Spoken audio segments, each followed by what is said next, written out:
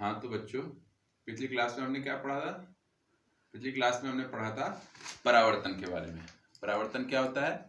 किसी भी चमकदार सतह से प्रकाश का टकराकर लौट आना, उसी माध्यम में प्रकाश का परावर्तन कहलाता है। परावर्तन होता किसके द्वारा है? दर्पण के द्वारा। दर्पण कितने प्रकार के होते हैं बताया था आपको?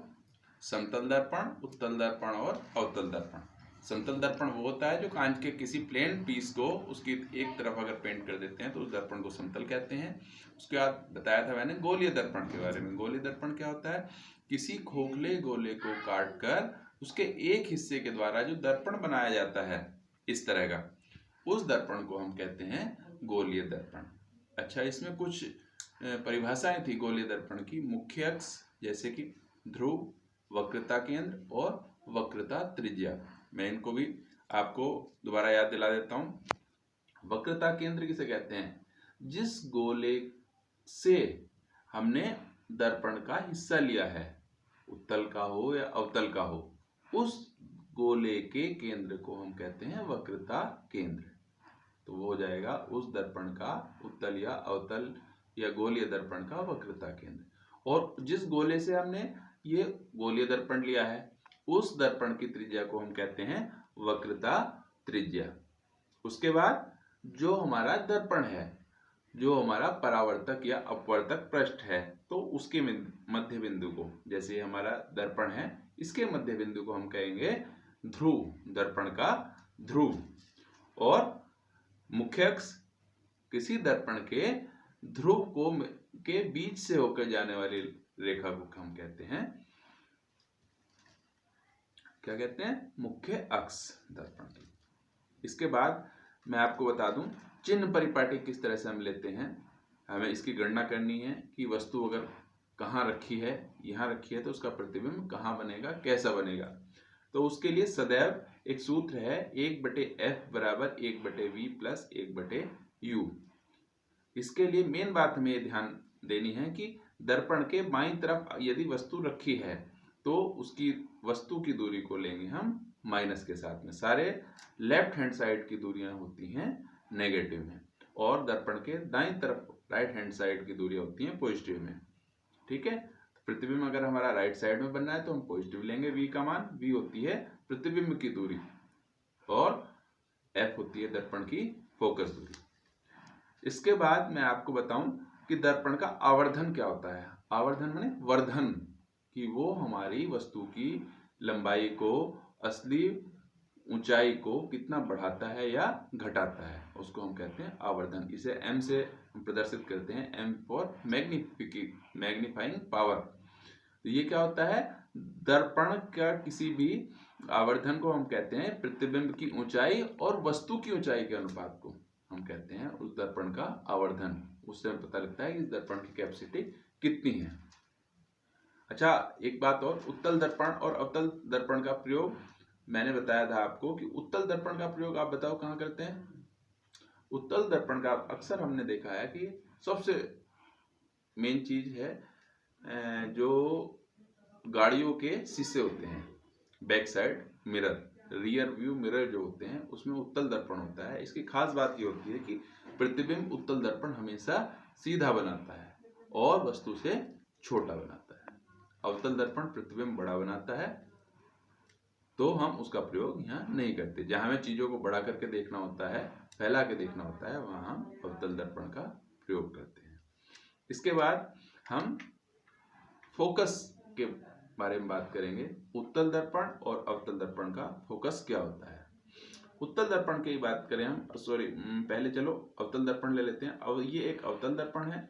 इसका मुख्य फोकस बताने के लिए हम मुख्य इसकी परिभाषा है, अगर कोई वस्तु अनंत पे रखी है तो उससे आने वाली प्रकाश की किरणें समांतर इस दर्पण पे जब पड़ेंगी तो दर्पण पे पड़ने के बाद इनका क्या होगा? परावर्तन होगा।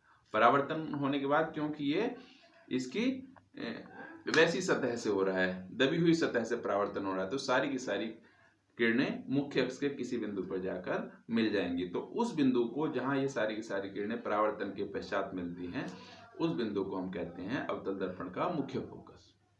आगे बात समझ में, प्रकाश के समांतर आने वाली प्रकाश की किरणें मुख्य अक्ष के समांतर आने वाली प्रकाश की किरणें अवतल दर्पण से परावर्तन के पश्चात जिस बिंदु पर मिलती हैं उस बिंदु को अवतल दर्पण का मुख्य फोकस कहते हैं। इसी तरह से उत्तल दर्पण का अनंत से आने वाली प्रकाश की किरणें मुख्य अक्ष के समांतर आने वाली प्रकाश की किरणें भी कह सकते हैं। परावर्तन के पश्चात, परावर्तन होके जैसे ये प्रकाश की किरणें समांतर आई, ये परावर्तन हुई, तो उसके बाद जिस बिंदु पर मिलती हुई प्रतीत होती हैं, एग्जैक्टली नहीं मिलती हैं, उसमें एग्जैक्टली मिल रही थी, ये मिलती हुई प्रतीत होती हैं, उस बिंदु को हम कहते हैं उत्तल दर्पण का मुख्य फोकस। आगे बात समझे, ये सारी चीजें नोट करके लानी है, अपनी सभी को अपनी कॉपी में नोट करना है। आज हम नया टॉपिक पढ़ेंगे एक और, प्रकाश का अपवर्तन। बच्चों आपने कभी देखा है कि अगर हम अपनी पेंसिल को या किसी छड़ी को पानी के गिलास में डाल दें कांच के, तो उसकी लंबाई सीधी नहीं दिखाई देती, लगता है कि जैसे मुड़ गई है। सिक्का दिखाई दे तो सिक्का थोड़ा सा हमें उभरा हुआ सा प्रतीत दिखाई देता है। क्यों होता है? नींबू अगर हम कांच के गिलास में डाल दें थोड़ा मोटा दिखाई देता है, क्यों होता है? ये सारी चीजें होती हैं प्रकाश के अपवर्तन के कारण। जैसे परावर्तन था टकरा कर वापस लौट जाना, प्रकाश का अपवर्तन होता है प्रकाश का एक माध्यम से दूसरे माध्यम में चले जाना, टकरा कर नहीं लौटना। जाएगा कैसे? जब कोई परावर्तक प्रश्न नहीं होगा, मतलब उसके अंदर प्रकाश आर पार जाने की क्षमता होगी। वो कुछ भी हो सकता है। प्रकाश आर पार जाने की क्षमता किस चीज में होती है? कांच के अंदर होती है, और वायु के अंदर होती है, और जल के अंदर भी होती है। तो ये सारे के सारे माध्यम के द्वारा अपवर्तन की क्रिया हो सकती है। आपको समझाने के लिए ये मान लिया कि एक प्रकाश की किरण है जो कि बाहर वायु है, वायु से आ रही है। ये दूसरा माध्यम कोई भी ले सकते हैं हम, ये कांच है या हम इसको जल कह सकते हैं। जब प्रकाश की किरण आई, ये अभिलंब है, अभिलंब के बाद अपवर्तन के बाद ये प्रकाश की किरण आप देख रहे हैं मुड़ गई है। इस घटना को हम कहते हैं प्रकाश का अपवर्तन।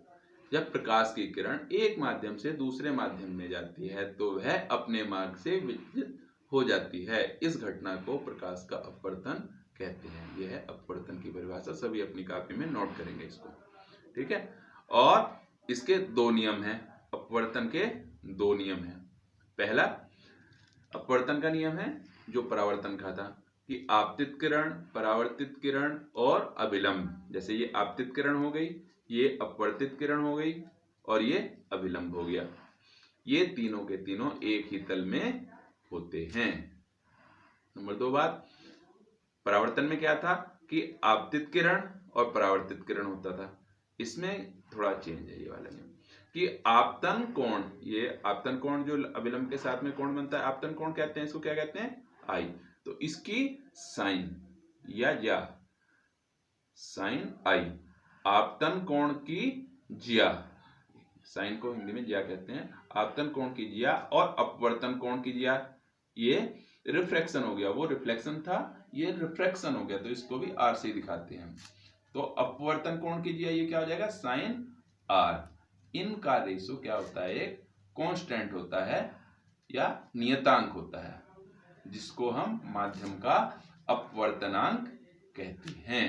अगली बात समझे, अपवर्तनांक क्या होता है माध्यम का? कि उसकी कैपेसिटी होती है कि प्रकाश की किरण को कितना मोड़ता है या उसको कितना नहीं मोड़ता है।